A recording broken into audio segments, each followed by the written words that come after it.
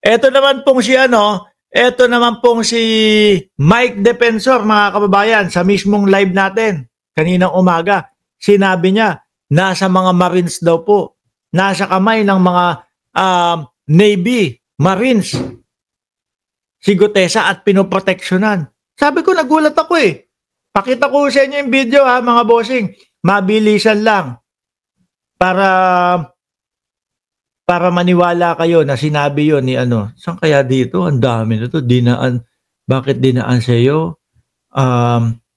Gutesa. Ito. Oh. And secondly, can I just confirm, so as of today, as we're talking, you're confirming that Gutesa is within the Philippine Marines compound. Pag chinek namin with the AFP, they will corroborate this. Ito. Mismong yan, sasabihin ni Mike Defensor. Nasa kanlungan ng Marines. Nasa kanlungan ng mga Marino daw ng Pilipinas. Oh.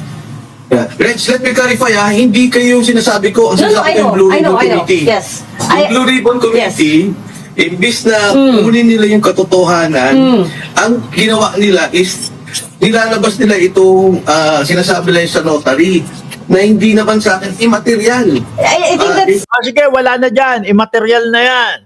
Di ba yung notaryo? Okay, fine. Pero yung sinabi, nilalaman ni Gutesa.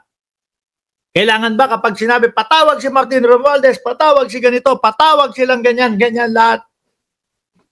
Dahil lang sinabi ni Gutesa, ipapatawag mo na, aaksaya ka ng oras nang wala naman siyang maipakitang ebidensya. O naku, mukhang mo.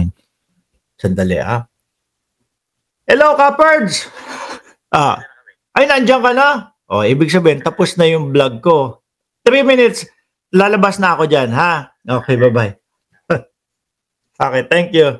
Oh, hindi ibig sabihin na papalabasin na agad yung mga tao, etc. Hindi mga bossing. Oh. I have to disagree. I think it is material because how can we trust him if the notary... Pwede din, Pero sige, igilid na natin yung notaryo na yan. Yung sinabi niya na lang. Yung sinabi niya na lang mga bossing. Walang ebidensya, walang susuporta sa sinabi niya at anggulo nung kanyang mga sinabi na mga salaysay doon. Price document is falsified, right? Doon pa lang nag-fail na. What if the notary public is doing something wrong?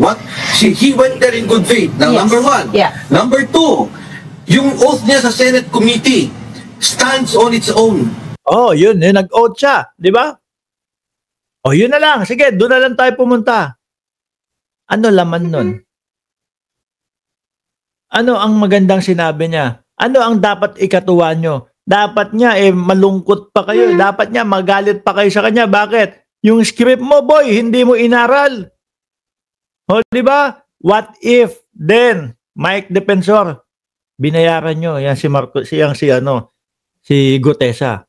Kasi yun yung iniisip ng taong bayan niya yun. Tapos yung sasabihin nila, na hawak ng Marines, itong si Gutesa, mga kababayan, walang katotohanan. Bakit po? Ano ang sabi ng Marines? Walang katotohanan. Wala silang hawak na ganyan. Surprise witness, Orly Gutesa, not under Marine protection.